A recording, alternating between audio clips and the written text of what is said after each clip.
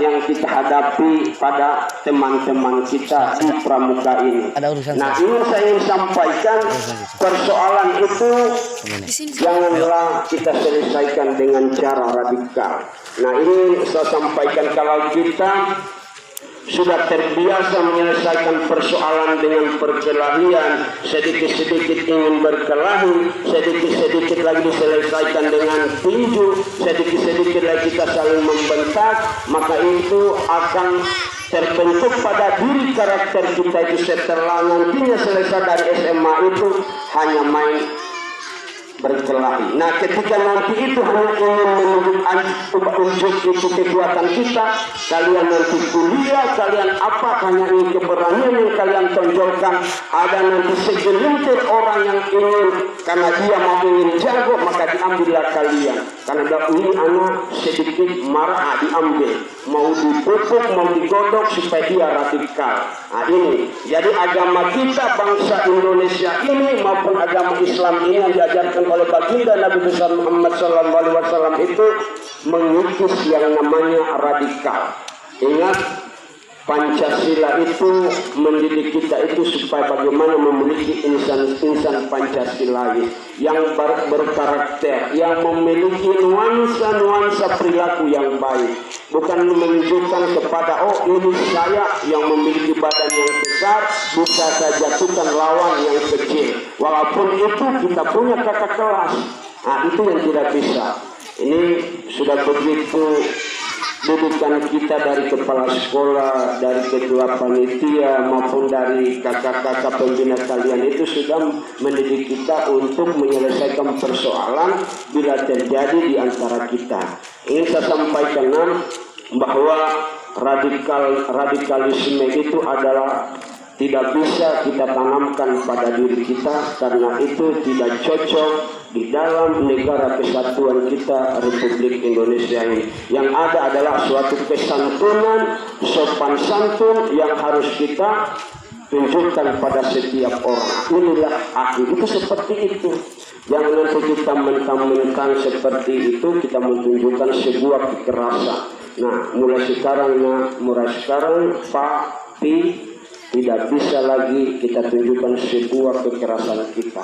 Keinginan kita itu kita mendapatkan dengan cara paksa, dengan cara radikalisme. Itu yang disebut radikalis. Ingin mengambil secara paksa, ingin menyelesaikan masalah dengan kekerasan. Nah, itu radikal. Ketika sudah terjadi seperti itu, berarti kita itu sudah ada bibit di dalam hati kita mau radikal. Nah, kalau sudah mendengar seperti ini, kalau ada di dalam hati kita itu ada seperti itu, mulai kita pelan-pelan mengikis supaya hati kita itu tidak tertanam sebuah radikal yang ada pada diri kita. Tapi yang saya banggakan, kemudian ini saya sampaikan juga adalah tentang aliran-aliran sempelan. Aliran-aliran ini ada sebuah paham-paham keagamaan yang tidak berbasis kepada Al-Quran dan As-Sunnah. Banyak di Indonesia ini, banyak juga di luar dari Indonesia ini. Jangan kita mentang-mentang dia hafal hadis, dia banyak seperti ini, tetapi perilakunya tidak mencerminkan dari Al-Quran dan Al-Hadis itu bisa menimbulkan sebuah aliran-aliran baru. Nah, di Indonesia ini karena banyaknya firqah-firqah, golongan-golongan agama, hingga nantinya kita itu akan dipropagandakan seperti itu. Jadi kita ini yang sudah betul-betul berpegang kepada Al-Quranul Karim itu maupun sunnah Nabi Muhammad SAW, tetap kita istiqomah, tetap kita teguh pada agama yang sudah dibawa baginda Nabi besar Muhammad SAW, karena sesungguhnya yang dibawa oleh baginda Nabi besar Muhammad SAW itu adalah sudah lengkap. Rasulullah SAW itu bersabda, taraktu fikum amraini ma in tamassaktum bihima lan tadillu abada kitaballahi wa sunnati. Coba sebuah renungan ungkapan Rasulullah sebelum dia meninggal itu dia sudah ngomong, dia sudah sabdakan di hadapan para sahabat. Kemudian para sahabat yang mendengarkan terus mencatatnya, dibukukannya di dalam Al-Hadith. Maka disebut tadi hadith, sebuah perkataan dari Rasulullah itu dibukukan dalam sebuah hadith. Hadith ini juga disebut sebagai sunnah. Taraktu fikum amraini, telah kutinggalkan dua buah pusaka untukmu. Coba, dua buah pusaka untukmu. In tamassaktum bihi masih, selama kalian itu masih berpegang kepada keduanya. Maksudnya berpegang ini bukan hanya memegang secara tangan ini dipegang dengan sesuatu, misalkan tangan ini kita pakai, kita pegang dengan buku, itu juga memegang. Maksud kata memegang adalah betul-betul merealisasikan, mengaplikasikan apa yang ada di dalam dua pusaka itu. Apa itu? Al-Quran dan apa? Apa satu? Ya, sunnah, betul itu ya. Sunnah atau al-hadith. Nah, dipegang itu Al-Quran. Al-Quran juga itu yang begitu tebal itu, sebanyak 30 juz, 114 surah yang terdiri dari 6.666 ayat itu. Jangan hanya dipegang. Maksud dari kata dipegangnya itu adalah diamalkan dalam kehidupan kita, dalam keseharian kita. Itu yang namanya dipegang. Itu kalau dipegang seperti ini, tidak akan membumi itu Al-Quran tidak akan membumi.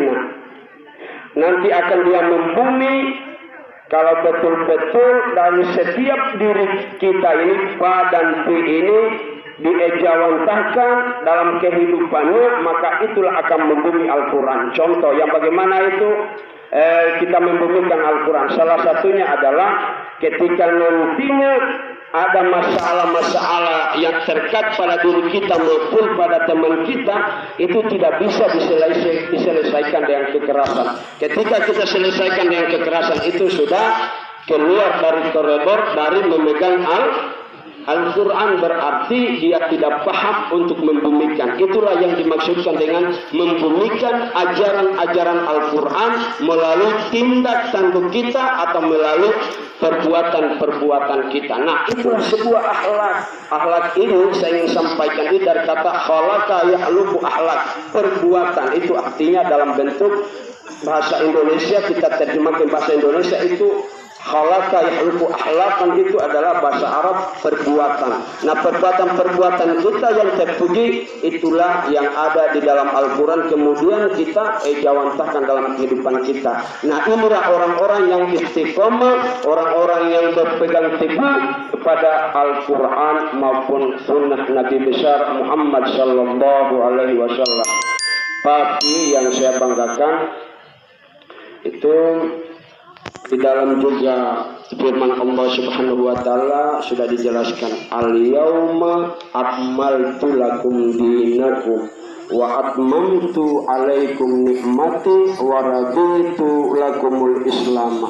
Kata-kata al-yauma akmaltu, pada hari ini, pada hari ini, al-yauma akmaltu, pada hari ini telah ku sempurnakan, al-yauma akmaltu lakum dinakum, untukmu agamamu. Coba, jadi agama kita yang telah dibawa oleh baginda Nabi besar Muhammad sallallahu alaihi wasallam itu sudah direkomendasikan oleh Allah Subhanahu wa taala untuk disempurnakan. Ini Al-Quran sudah tertulis di dalamnya. Jadi tidak usah lagi kita sana sini mencari aliran-aliran yang notabene-nya itu akan menjerumuskan kita ke lembah kesesatan. Nah, seperti itu. Al-yauma akmaltu lakum dinakum wa atmamtu alaikum nikmati, dan telah kucukupkan nikmat untukmu. Begitu indahnya kata cukup ini. Saya ingin sampaikan ini berarti tidak sedikit kata cukup. Cukup ini tidak bisa kita banding-bandingkan karena luasan cakupannya itu. Kata cukup ini benar, hanya cukup seperti ini, enggak. Cukup ini luas jangkupannya. Berarti Islam sudah disempurnakan, nikmat-nikmat Allah sudah dicukupkan kepada kita. Seterusnya itu waraditu lakumul Islam Madinah, dan Allah telah ridho Islam itu menjadi anutan kita. Anutan ini adalah pegangan kita. Pegangan ini adalah sebuah yang harus kita jalankan, karena yang namanya pegang, maka itu setiap dari diri penerus ataupun pengikut dari baginda Nabi besar Muhammad SAW itu betul-betul dia harus ejawantahkan dalam kehidupannya perbuatan yang Qur'ani maupun sunnah, seperti itu. Jadi harapan kami selaku kakak pembina dari pramuka ini kepada Pak dan Pip, ingin lagi saya sampaikan, radikalisme itu betul-betul dilarang dalam agama dan juga dilarang dalam negara kita, di dalam kesatuan Republik Indonesia. Jadi di tempat inilah, karena kalian adalah penerus dari generasi, maka radikalisme ini harus ditanamkan kepada diri kita bahwasanya itu adalah tidak baik, paham yang bertentangan dalam norma-norma kehidupan kita maupun bertentangan dalam norma yang ada di dalam Pancasila kita, apalagi sangat bertentangan dengan agama kita. Begitu juga aliran-aliran sempalan yang notabene yang menjerumuskan kita ke alam kesesatan, yang tidak memiliki hujah dalil yang kuat, sehingga kita melakukan sebuah amalan tidak berdasarkan kepada Al-Quran dan Al-Hadis. Mungkin itu saja dari kami. Sekali lagi saya ucapkan terima kasih saya kepada kakak-kakak pembina yang telah memberikan saya kesempatan untuk bisa berbicara tentang radikalisme dan aliran sempalan, dan juga saya ucapkan juga terima kasih kepada Pak Danti yang telah begitu sungguh-sungguh dalam mendengarkan apa yang menjadi sebuah materi kami pada malam ini. Dan saya akhiri, billahi taufiq wal hidayah. Wassalamualaikum warahmatullahi wabarakatuh. Waalaikumsalam warahmatullahi wabarakatuh.